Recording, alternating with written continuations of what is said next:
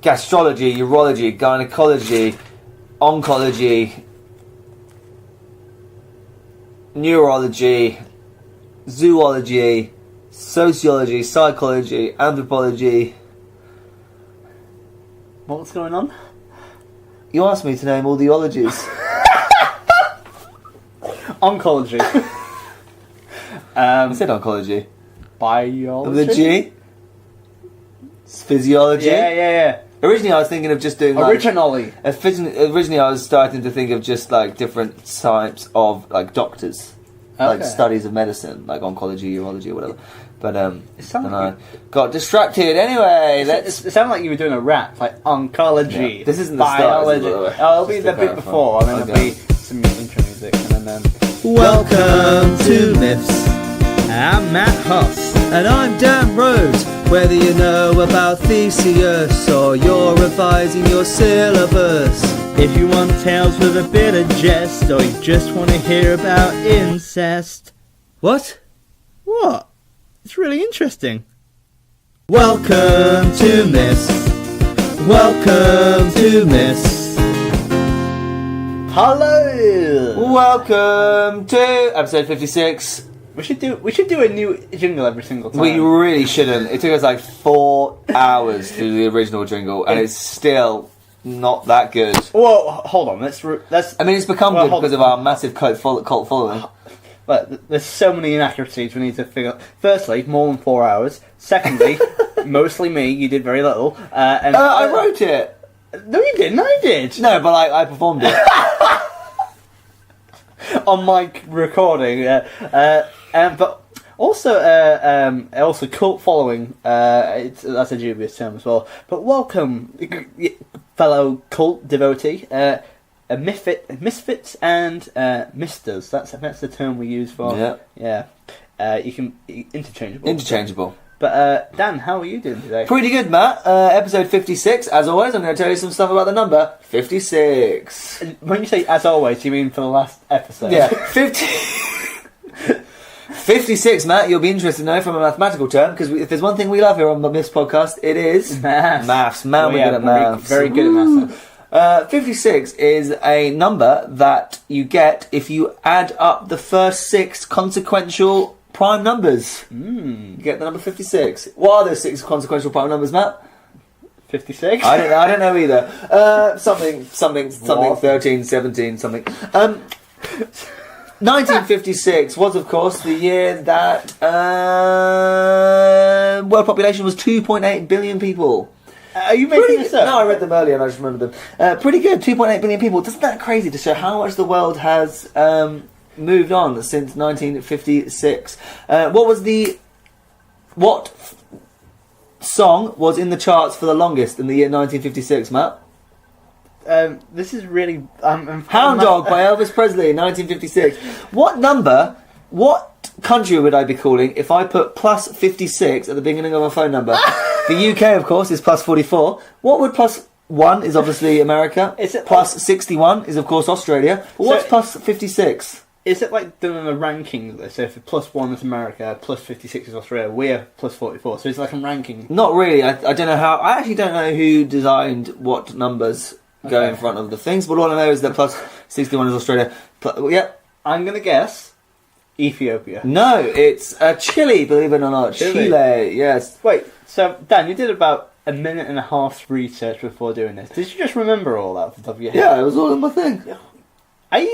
You've got the mind of a serial killer, dude. You didn't remember that much. I only reeled off like 4 things about the number of 1956. I struggle to remember when I have to write down jokes and stuff like that, because I do write them. I do genuinely struggle trying to remember them. You know what I mean? Like, oh yeah, what's that joke? It's tit joke. You know what I mean? Yeah. Oh, and a 56-sided shape is called the telphon. Oh my god! Like, this part really stresses me out because like. Yeah. Anyway, Dan, I've got a bone to pick with you. Got 'em? Not a bone to pick, but yeah, a bit of a bone to pick.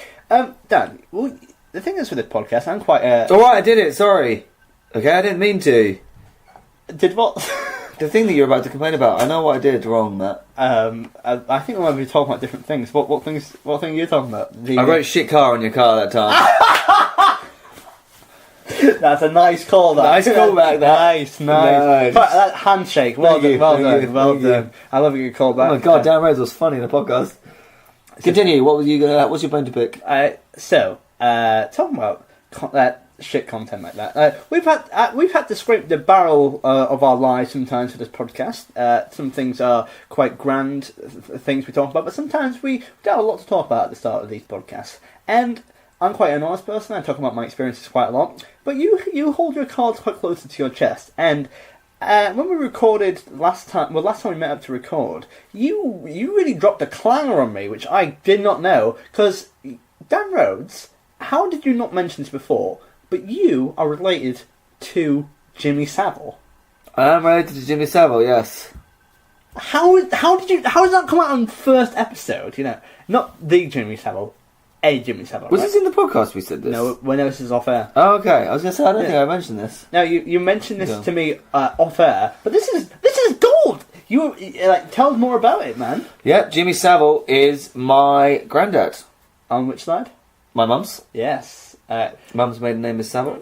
Did you not think this was newsworthy? This is very funny. This is testicle gate all over again. Like, why did you not mention this? Why didn't you tell me everything about you straight away? Yeah, sorry that I didn't tell you what my granddad was called. So was there a lot of jokes going around during that time? Not really, because he's a paedophile. Right. Not my granddad.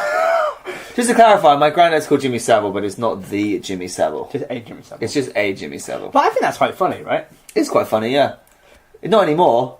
But I suppose it's still funny, actually, yeah. Funny, it's always funny when people have, the same names. Has there been any genuine misunderstandings? Or not really. And my mum is definitely going to complain about this if I don't mention it, and it's because Savile, I actually think her maiden name is spelt differently to Jimmy Savile. Okay. Would your mum mind us talking about this? No, but I know if I didn't mention that they're spelt slightly differently, then she would be like, I just want to clarify that they're spelt differently. You know, I've never met your mum, but does she speak like that? No, and I think she's spelled. I don't know how Jimmy Savile spells it, but I think Mum's maiden name is different because she's double L. Oh man, she's gonna kill me because me and my sister have my dad spelt my mum's maiden name wrong, spelt them differently on me and my sister's birth certificates. Really? Yeah, because I think he forgot. I think he put too many L's in or too little L's in. Wow. The second row to forget a name, you know. Full disclosure, she's definitely going to text me or email us about that because she's going to get angry at the fact that I can't remember how to spell her maiden name. I always get confused how many L's are in it. Don't know her first name, don't know her first name, don't know her last name. Dan, I've also we've also been busy recently. When we're together, we like to watch documentaries, don't we? We do, yes. What's the last thing we watched? Last thing we watched was Innocent Man. Yes, and what's it roughly about? About two women who were killed in Ada, Oklahoma, 2 years apart, 1976, 1974, and then various men are convicted of these crimes, and it turns out may not be the men that did it. It could be innocent. Could be innocent. Nice. Also, how do you remember that and do a good summary like that? But for the myths that you do, back in the day, and it's like this is that's a lovely summary, Dan. Well done. It's probably to do with that bang on the head I had when I was a kid. Are you making this up, or is it more genuine trauma? Yeah. Oh my god, where am I? Who are you? Who are you? Yeah. I had a dream last night that, seeing as this episode is clearly about me, I had a dream the other day that I was on a beach, a really crowded beach, and it's fresh in my mind because it literally happened obviously this morning. Well, I remember it from waking up this morning. I woke up this morning after a dream. Anyway, what happened? I was on a beach. I think it was somewhere in the Mediterranean. I'd never been to this beach before, but it was definitely some kind of Mediterranean vibe. A woman in the dream approached me and gave me her baby. Wow. Probably couldn't have been more than a few months old, and said, "Hey, can you hold this baby for me?" And I was like, "Yeah, sure." I held the baby. Hold on. So the segue into this was someone dropped me on my head. Please do not say this is where this is going. No, this has nothing to do with that. I just thank God. Okay, carry on. I just don't know why. Because if that was going to be a dark joke. Yeah, I just had a weird thought that I wanted to tell you about my dream. Yeah, go on. And I was holding this woman's baby on a very crowded beach, and the baby started crying. I was like, "Oh, great!" And I went to turn around and be like, "Excuse me, your baby's," and they'd gone. And then my dream was me with this crying baby walking around asking everyone, and I realised in the dream that I hadn't really paid attention to what the mum looked like. Yeah. So I'd just been like, yeah, sure, thinking that she was, I don't know why I did that. And then I was like, oh shit, I need to get, excuse me, did you give me a baby? Like, I had to ask people in the dream, like, hey, did you give me this baby? Excuse me, did you give me this baby? Excuse me, is this your baby? And they were like, oh, what the hell, dude? They don't even know whose baby that is. And I was like, yeah, it was a weird dream. Wait, hold on, is that Jimmy Savile's grandson? Yeah, he's got a baby as well. See, that's the kind of jokes you can make. Yeah. So what do you think that means for you? Well, that's what I want to discuss on this podcast. Obviously, it's about psychology. I wanted to discuss. This podcast is about psychology, right? Yeah. Well, to be honest, it is about our ids really coming out. I don't know what that means. Well, I think any experts, please email in misspodcast@gmail.com. I mean, what does that mean? I'm not a psychologist, but I think I can make a guess, right? I think it means clearly that, you know, you want to be a skier. I think that's what it's saying. Now, I think, like, you know... Well, is it saying that I'm scared of childhood? Is it saying that, like, maybe it was to do with anxiety, the idea that I was, like, put into a situation I didn't want to be in, and I was like, oh shit, I've got to find my way out of this situation of finding this baby's mum. I would say genuinely it's probably been more to do with the fact that you know, maybe you're ready for fatherhood, and maybe that's something that, even though if it sprang upon you at an inopportune time, maybe that's something that you'd be quite good at. By which I mean, we're going to be adopting a baby. Yeah, little Cecil. I thought because then he'd be Cecil Rhodes Hoss.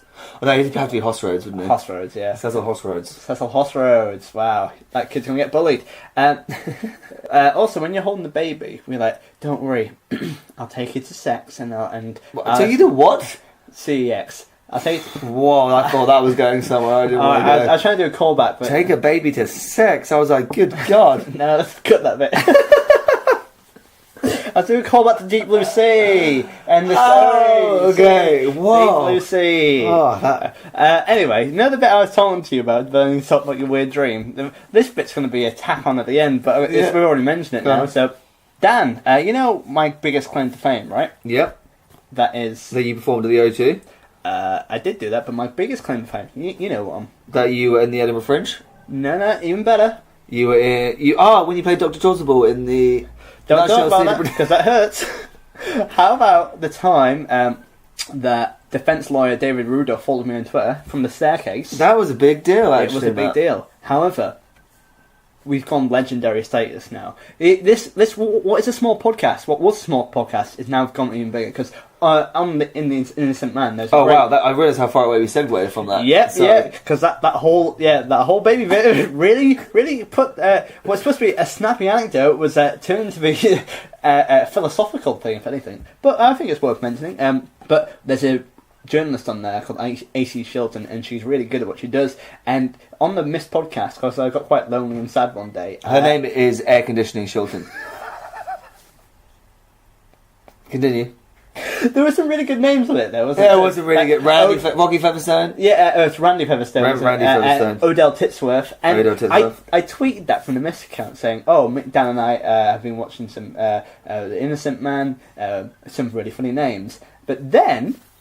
AC Shilton followed us and tweeted underneath that, and it was the best day in my life. And we should talk about all the other funny names, like, oh yeah, there's also this other funny name, but he died in the field from a drug overdose. I was like, oh, AC, so funny. Oh, now we're BFFs. She told me all this stuff all the time.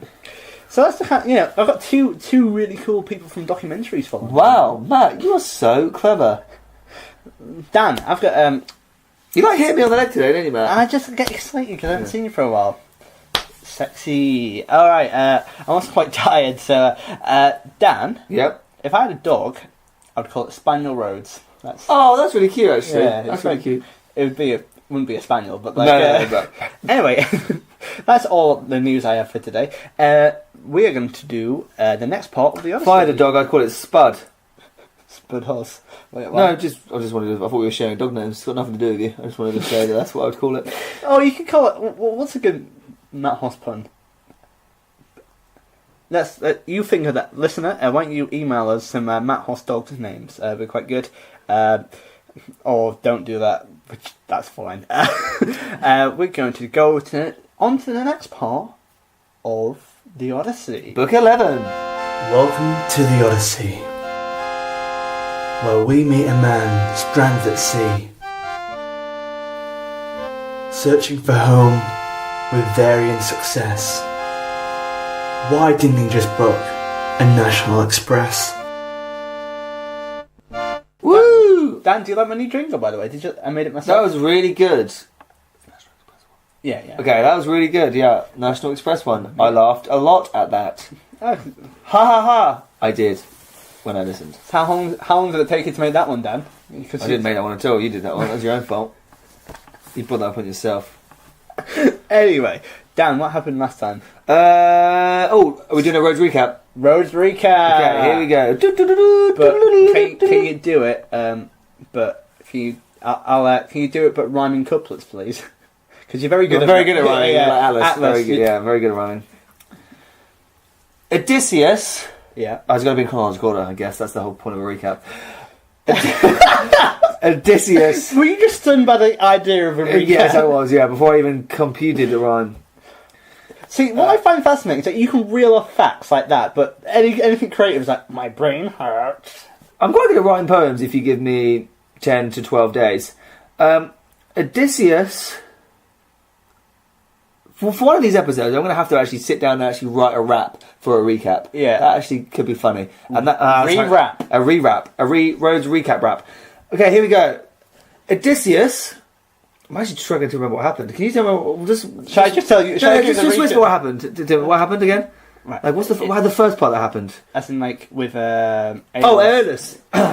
But should we give a little Odysseus. bit of context before we do it? Okay, yeah, you give context now. Alright, basically, Odysseus is on his way home. He's been stranded over places. He's telling a story to the Phaeacian people. He's talked about his adventures with Polyphemus, and now we're talking about his other adventures after the Cyclops Island. Yeah. So, he leaves the Cyclops Island, Polyphemus, goes to another island. There's Aeolus. Doesn't rhyme. Does rhyme. Aeolus and Polyphemus. Polyphemus. Aeolus. Aeolus, Polyphemus. I'll allow it for time. It's a half rhyme, like orange and door hinge. He gives them a bag of wind. Falls asleep at the sails. Sails and wind. No, I've got this. Falls asleep at the helm of the sails. Yo!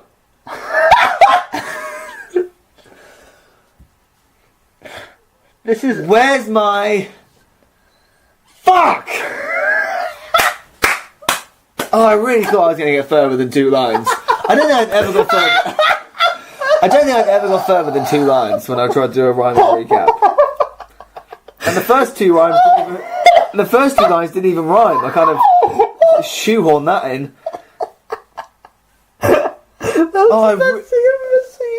I really thought in my head then that wind would rhyme with something and I could think of it quick enough. What the hell rhymes with wind?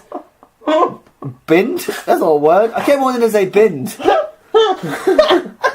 Wind, sind, the best kind. They're all German words. The best thing about that is just like, I'm going to leave that all in, like no editing or whatsoever. It's just going to be pure, unfiltered roads right there. Wow. Okay, how I about... really thought I could do that. Sorry, guys. Without delaying any further, how about you say... Should I actually do a serious recap No, now? why don't you say a couple... you say a line and I'll rhyme it. So we'll do the recap like that. And then you say a line and I rhyme it. No, because that's too hard.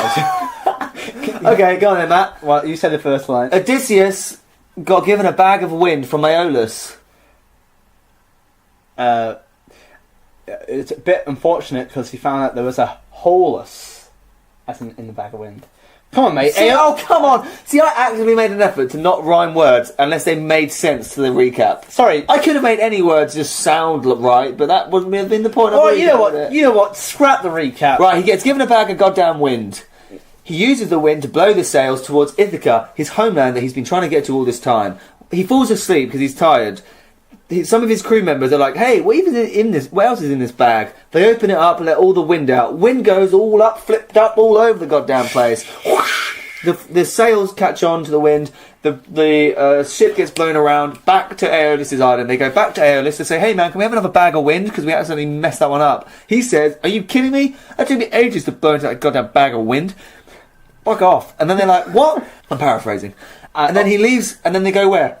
They go to the Lystrigonians. And they are giants. And they basically crush them and eat them. They crush everyone. One ship left. One ship left. Odysseus and his men escape on a ship. Then they go to Circe, not like the one from Game of Thrones. And basically, she turns some of his men into pigs. Then she has coitus with Odysseus. Not Oedipus. Oedipus, different guy. And then basically stays there for a year, but then she helps him on his way. Before they're leaving, the young man comes up and dies. He dies, falls off a roof because he's drunk. Don't be drunk on a roof. That's the one thing you take away from this podcast. I finally thought of a rhyme for wind. Go. Oh, they opened up a bag of wind. Unfortunate because some of his men have sinned. Because they have Nice. Yeah. Nice. Only took us 20 minutes. Nice. Alright. We really treat our listeners, don't we? We do. Anyway, shall we go into book 11? The Book of the Dead. So they're travelling to the underworld, Matt. Yes, and why are they doing that? I can't remember. Oh, because they have to speak to some guy, don't they? Phoebus. Not Thebanus. The Theban prophet Tiresias. Yes, that's correct. Thank you. And basically they need instructions how to get home. And who was Tiresias? Just quickly recap. He's been in a few episodes. Yes, so he is a blind prophet who was a man, then a woman, then back as a man again. He was the one that told Oedipus to... Basically, he's like the Theban prophet, and he kind of works with the Theban kings. He's now dead, but he still has his powers. He's in the underworld. So we've been to the underworld a few times. So let's see how this journey goes. Let's see how his travels to the underworld go, and which other heroes have been. We've had Orpheus and Eurydice. Yep. The lovers that were literally the dumbest people ever. Theseus as well. Theseus went there. Who else as well? Did Perseus went to the underworld? Yes, and Prometheus and Brian. Yeah, Prometheus. Yeah, Brian the Eagle's down there. Whoop whoop. Tantalus, he's in the underworld. Yes, and Sisyphus as well. And Sisyphus, yeah. Alrighty, that's it. And the boatman. Oh, Charon. I'm sure we'll meet him at some point. Yeah. Anyway, here is Book 11. Odysseus departed from Aea, Circe's island, and sailed to the ends of the earth in search of Hades' realm. So just as a quick summary, as you know... Sorry, they think the earth is flat, idiots. That's a weird noise. That's a weird noise that Matt just made. I make a lot of weird noises. Yeah. When I'm by myself, I only realised this when I started living with other people at university. When I'm by myself, I make really kind of like... I get like, especially if I'm relaxed, I'm like, I make really weird noises. Like, if I were to lay back now, I would be like, you know what I mean? Anyway, going to the underworld as a human being, that's crazy. Only a few heroes have managed to do it. So passing through the realm of the Cimmerians, which the sun never illuminates, Odysseus and his men arrived in the outskirts of Hades' kingdom. They disembarked and prepared a drink offering for the dead spirits in the shallow pit. Now, there's a really good documentary. I can't remember the person who did it, but basically he followed Odysseus' adventures. It's on the BBC. Okay. It's really good. You should check it out. And like, there's this one bit which is really precious where he's like he's at the site where it's supposed to be the underworld is, and he does like I think it's like you have to get like some alcohol, some wine, libation pouring, some honey, and it's like the blood of a goat. And he's quite a mild-mannered British man. He goes, I think we'll miss out that one. It's like, oh bless. It was Simon Armitage. Simon Armitage, yeah, okay, I think. He's a poet. Yes. And he wouldn't even know it. And he also owned some urinals. Yeah. That's not true. That's not true. So, before leaving, Circe gives them the perfect instructions how to get to the underworld. And Odysseus followed them instructions to the T. And Odysseus attracted the spirits of the dead with the blood of the sacrificed animals. While keeping the spirits away with his sword... Until Tiresias' arrival, Odysseus met the spirit of Elpenor. The guy who got drunk on a roof and broke his neck. Yes, and it's quite an emotional thing because, like, obviously he has just died as well. So, and this is the only time he gets to say goodbye. Elpenor explained that he was only a shadowy image of his former self, and begged Odysseus to bury him when his ship returned to Aea. Odysseus agreed to do so. Also, so they just left him, broke his neck, but we'll get that. We've got a plane to catch. Yeah. Plane to catch. We've got an Aegean boat to catch. Yes, mate. But also, like, these spirits are like, ooh. Odysseus is like, hold on, here's my sword, stay back. It's like, wait, aren't you like the spirit? What's that gonna do? Tiresias appeared and warned Odysseus to keep his men away from the cattle of Helios on the island of Phrynacia. If Odysseus failed to do so, his companions would perish, and he himself would return home in a stranger's ship after enduring much hardship. Tiresias also informed Odysseus of the future adventures he would undergo after he had returned home and established order in his household. Tiresias finally explained to Odysseus that he could converse with any spirits whom he allowed to drink the blood of his offering. Essentially, Tiresias is kind of giving him this synopsis for the rest of the Odyssey, what's going to happen to him. And basically, Tiresias is right all of the time. Yeah. And basically saying Odysseus can speak to anyone as well.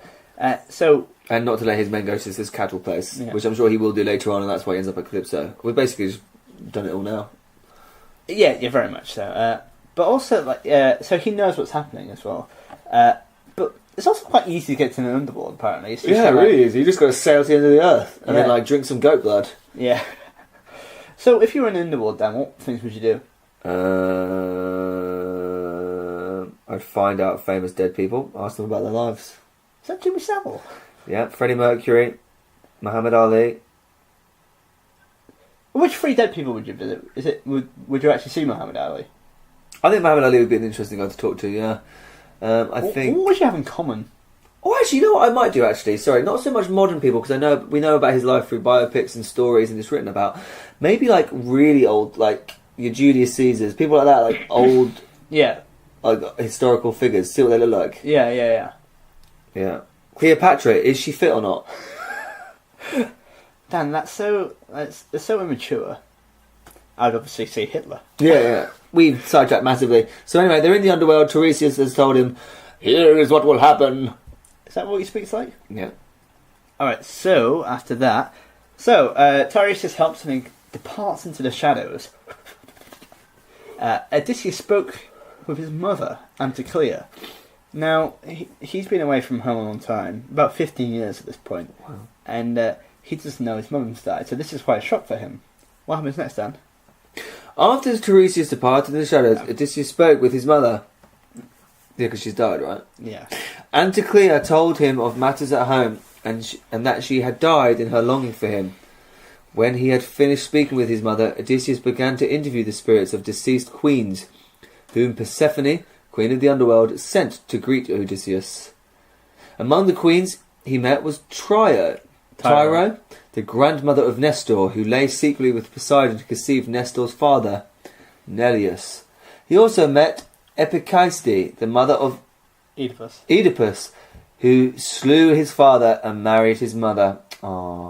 Odysseus also met Nestor's mother, Clyros, whose daughter Pyrrho's hand was sought by the prophet Melampus.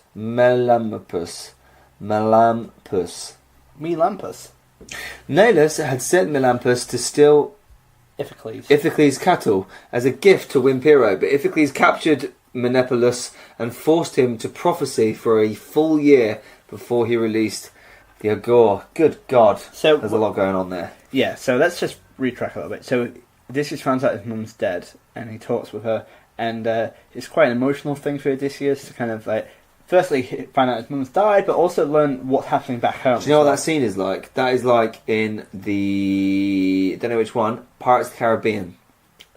Elizabeth Swann, played by Keira Knightley, is on the ship, and they see all the boats floating to the underworld, and she notices, doesn't she, her father, and then she's like, Dad? And then he's like, oh, hey, I'm just going this way. And then she realises that he's obviously died. Yeah. Well, so that's 3 films you know about. So there's Troy, 300, and Pirates of the Caribbean. Yep.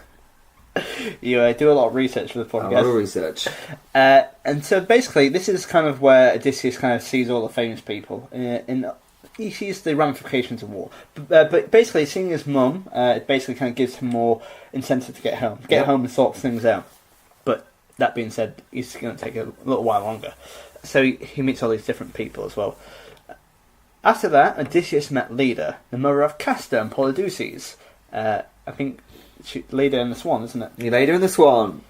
He also saw Iphigenia, whose enormous children, Otis and Ephialtes, threatened the gods themselves until they were slain by Apollo. Among others met by Odysseus was Ariadne, the doomed lover of Theseus. Woo-hoo. Let's have that conversation. How's it going? How's things since... Ariadne. But yeah, if you want. Sorry, yeah. So you're Odysseus? Yeah. Okay, go on. Ask me a question. Oh, how's things been with Theseus? I heard that... Not good, actually. He left me on a goddamn mountain. Wow, you really sound like your dad. A bit lower. Yeah, I know. Yes. Well, how's King Minos doing?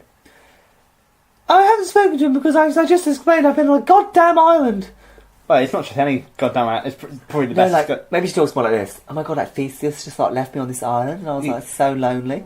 And then I turned around and I was like, babe, and he was like gone. He sailed away. He said that he was leaving me for Dionysus. Yeah, he's like leaving me for this bitch or whatever. I don't know. Anyway, he told me to get some bread and water and whatever, and I was like, this is weird. This is just a service station. The best service station. Peterborough service station, where all your needs are satisfied. Ding. We should get them to sponsor us. Yeah. So anyway, he's speaking to all these people. Odysseus is speaking to all these people. Basically, it's like a clip show of all the different... You know, like in Jason and the Argonauts, it's kind of like touches them all. It's like in Harry Potter when he gets the Resurrection Stone and all of his ancestors come... It's exactly like that. Is it? It is, yeah. Yeah, well... But you're really geeking out today with all the film references. Like, it's... Yeah, those really niche film references. Yeah. Pirates of the Caribbean and Harry Potter. Well, yeah, I saw this really niche film at the Sundance Festival. It's called Harry Potter and the Goblet of Fire. Anyway, so he chats to Ariadne, they have a catch up. In the midst of the catalogue, Odysseus suddenly brings his tale to a halt.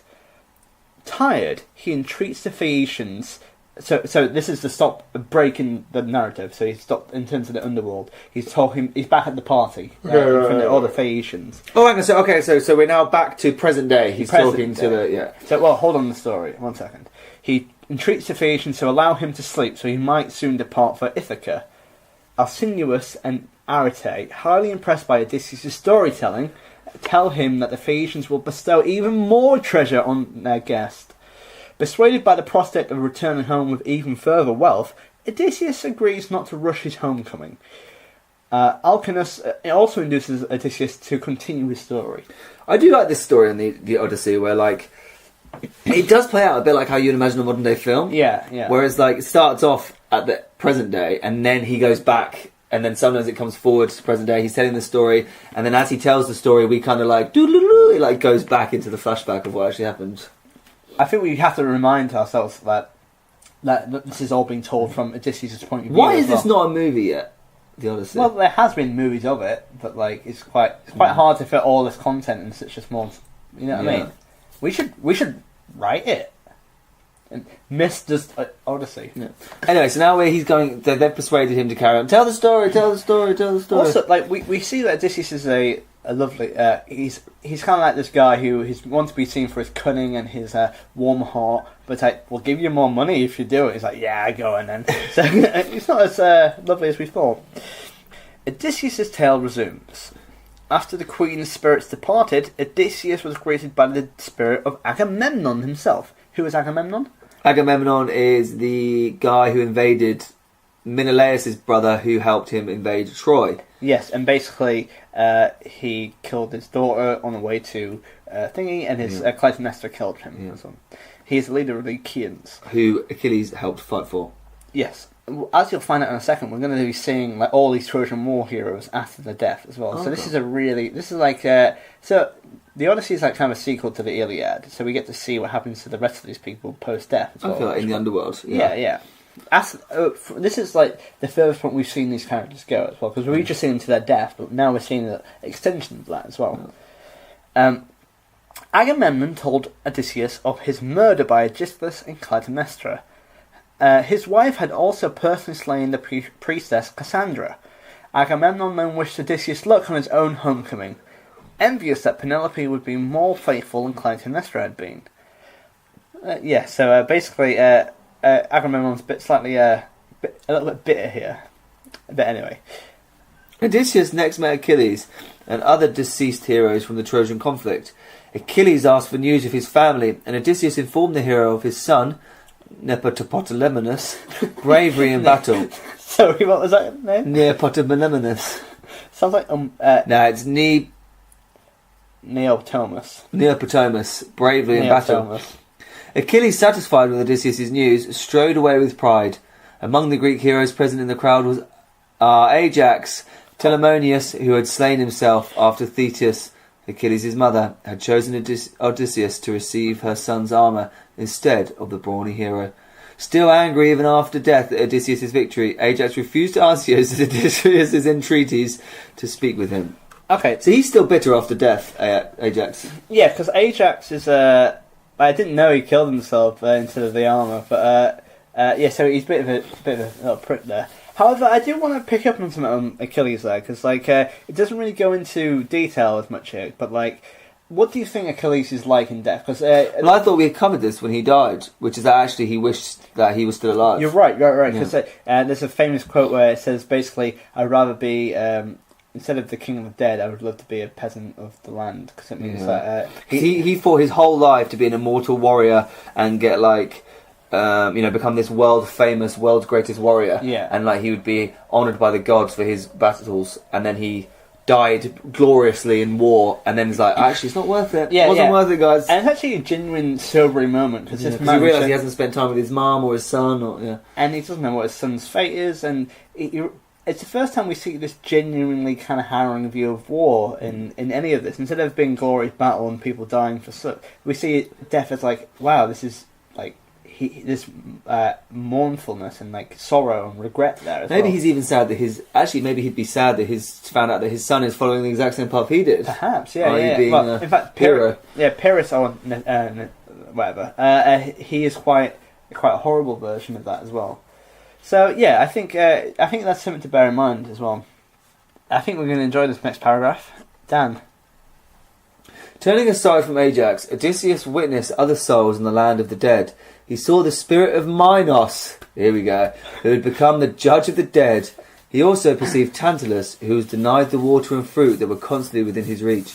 He saw the anguished spirit of Sisyphus, who rolled an enormous boulder up a hill. But after he reached the summit, the rock rolled back to its point of origin. So, this, I'm Odysseus, you're King Minos. Oh, nice to meet you, sir. Whereabouts do I go? You want to go down there and then turn left? Well, you really, you're more high-pitched than your daughter. I know, what a wench! Did she told you about that stupid boy that left her on an island? Blah, blah, blah, yeah, we get it already, you're also dead. And you're a judge of the dead now? Yes, I am. And what does that entail? Judging things that are dead. Are you quite a good judge? Because you seem quite snappy. Yes, I'm very good at it, I'm very good at it. Who would you judge me? Yes. Go on then. You lived a terrible life, and you never quite achieved all the goals you set out to. Down there to the left. Wait, you're talking to Odysseus or Matt Horse? No, it was both. It was both. I was challenging both. That's the kind of guy I am. That's how clever I am. Anyway, after that, Odysseus also meets... Yeah, can you imagine? Your comedy is terrible, and I don't like it. This is the new comedy. This is the new comedy. Oh, yeah, sorry. Him. You know, if I die and King Minos judges me, I'd be happy with that. That would be nice. Yeah. Well, actually, not if you... Anyway, who did he meet next? So he's met Tantalus and stuff. All the people that we mentioned earlier at the start of the episode that we thought might be in the underworld. And we thought we might be there because we know they're there. Odysseus also met a shadowy reflection of Heracles, despite the fact that a demigod's true soul resided on Olympus. Heracles recalled the time when he too had visited the underworld while still alive. He had been forced to drag the dog Cerberus from the land of the dead. We forgot about that. Hercules. Yeah. Fearing that Persephone might punish him for lingering, Odysseus summoned his men to prepare their return to Aea. His ship sailed up the river which had carried them to the underworld, and they had put it upon the open sea. That was the easiest trip into the underworld anyone has ever had. Nice and chilled, wasn't it? Like Heracles is... I think secretly Heracles is really annoyed, because he's like, when I was here, they made me drag a dog. A three-headed A dog? three-headed The man-eating guardian dog. of the underworld? They made me drag him through the underworld, up a mountain, and out into the... And you just turned up. And we've all been, like, summoned to a meeting. Yeah. Oh, we've all got... Everyone, you've all got a 9 a.m. meeting with Odysseus, is basically what's happened. Yeah, Everyone's got you've all been summoned to the courtyard. Orpheus is like, my girlfriend, I had to drag her up, and by a technicality, I wasn't allowed, and I got pecked to death, and like Perseus and Theseus just walked in there, but Odysseus, the Grand Walk, and everyone comes and meets him. He's only really had to go to the entrance. Yeah. He's not even had to go all the way in. Well, still counts. Anyway, time to... I got it. Yeah, thank you. Time to rank Book 11 of the Odyssey.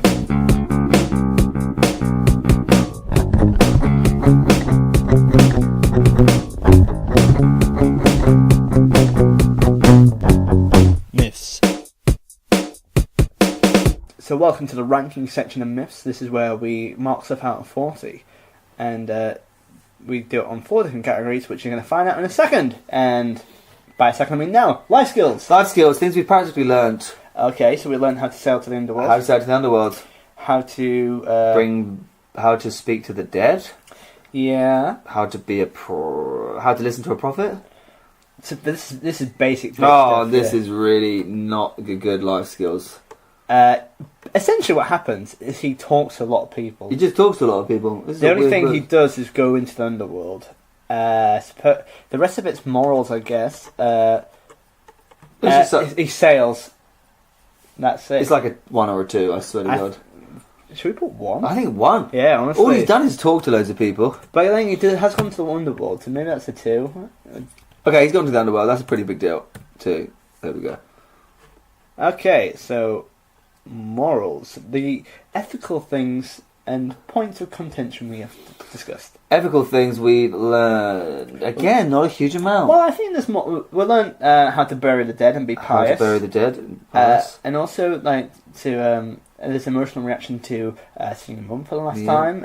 And your sense of duty to go home and fix things. You learn what you have to do in terms of how to get home as well. Also learn that death isn't as good as life, like Achilles and stuff like that. Other than that, not a lot. Basically, it's a lot of callbacks to other people. Other people, yeah. And it's a clip show. Yeah, him just having a really weird interview. Yeah, and there's also other myths like the Peros and Melampus and stuff like that. But I'm gonna say maybe a 5 or a 4. 4. I think 4. Oh, it's not a high scoring myth here. Creativity. So I think creativity. There's quite a lot here. Yeah, except it's out to the underworld. All these callbacks and people coming back. I think that's a major thing here. It's quite creative. And there's loads. Basically, we're touching all the different Greek heroes in this as well. We see all the stories are linked, and that's quite some major points right there. Yeah. So Theseus, Hercules, like literally everyone. There's 2 people. Oedipus, and there's also stories like, as I mentioned, Peros and stuff like that, segued in as well. But in terms, though there's a lot of different mentions, it doesn't really push anywhere. It's just kind of, it's like Jason the Argonauts. It just points to a lot of things. Hey, remember that? Hey. I guess creative seeing Tiresias again. He has a role to play. I think that's different because if you have a character and there's a role to play, like Achilles is, I think that's different. But everyone else, apart from Achilles, his mum, and Tiresias, is not. They don't serve a purpose. Yeah. Do you know what I mean? Yeah. No. I'm going to say over a 6. I think a 6. I still think that's too high. But it's quite a lot. I think. But it's not that creative in the sense that, like, what's actually happening is it's just him in a room full of people talking, and that's not creative to me. Like, anyone can just be like, oh, let's put all these characters in a room and get them to talk about things we already know they've done. But I think, in all fairness, I think this is a way for Odysseus to learn what's happened to them. And I guess it's a philosophical notion. It's more poignant, isn't it? It's for him to learn about his comrades and his men, if you know what I mean. He learned. It's quite a harrowing tale of war and woe and the aftermath of surviving all this as well. I guess it's literally emotional journey for him to go through all this as well and to learn the things he's doing as well. but having the strength to go on as well. There's that resilience. Yeah. So Especially finding out your mum's just died. yeah, exactly. So I think 6 is fair, but I'm happy to. Can we do 5? Do you reckon if? But there's Pretty. Is it above average creativity? Are there different layers? Is there a Yeah, I different think there narrative? Is there different layers, Matt? But the fact that it's gone to the underworld. Yeah, and then talk to a bunch of guys. Yeah, but I think that What else happens? Tell me what else happens other than him going to the underworld and just talking to some people. He is. And that's why I don't think it's as creative. 5. Wow, hard baller, Dan. Hard baller. WTF. Already, I think it's quite low. Low. As low as the go. Oh man, all the rhymes today. Wind, bin.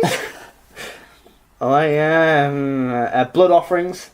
Blood offerings. That's pretty messed up. Got to drink a goat's blood. The fact that he's just wandered in there, and yeah, how easy it was for him is actually genuinely a WTF. That was a weird thing. Isn't it? a WTM. A WTM.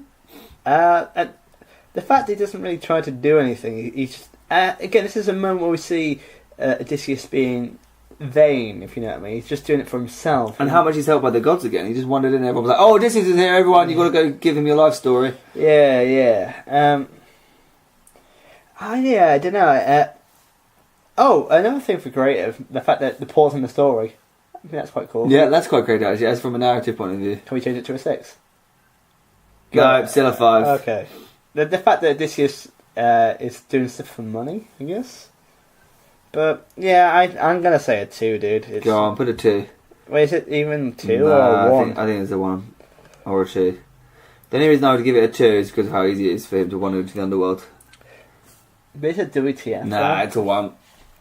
Wow. Wow, guys. This might be all-time low. So 2 plus 4 plus 5 plus 1 equals 12. 12 points.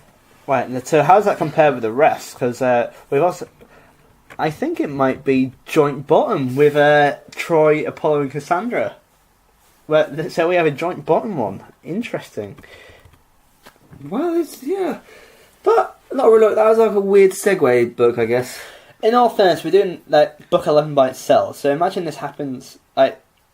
This is the same amount of length for Polyphemus and the previous book as well. So I think, with the first episode, that was like 4 books, and then the second one was 4 books as well. So we're going to spread that over a course of an episode. So of course it's going to be slightly thinner. But then again, I think that this, it's worth doing by itself because it's a whole chapter. You know what I mean? Yeah.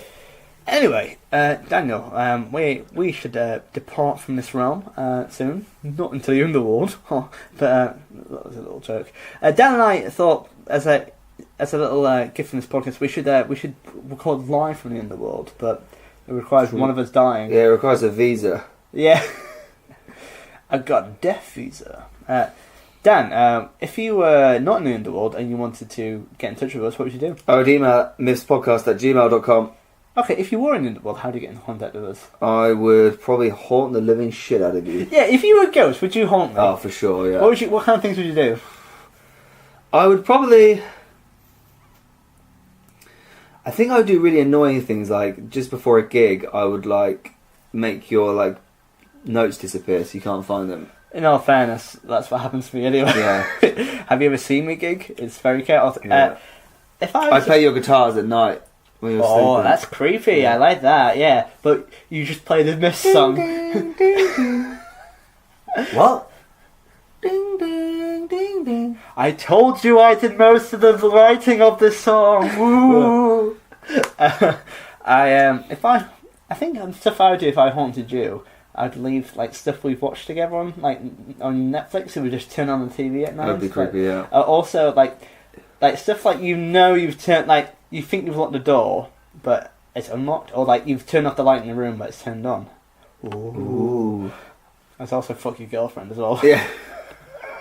I wish I had one. Do you?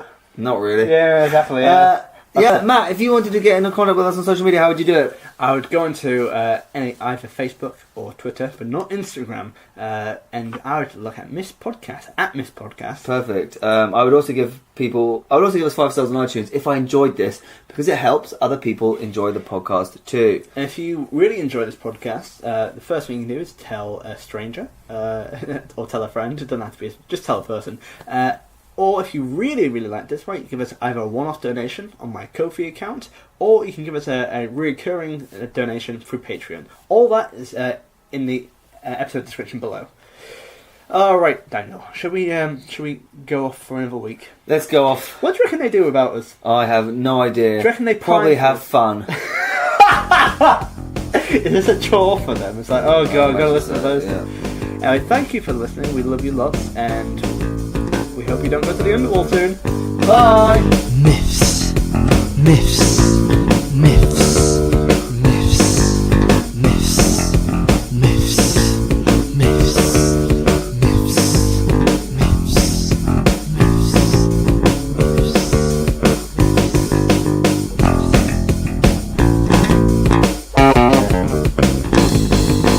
Miffs. Man, that's so immature. I'd obviously say Hitler. Yeah.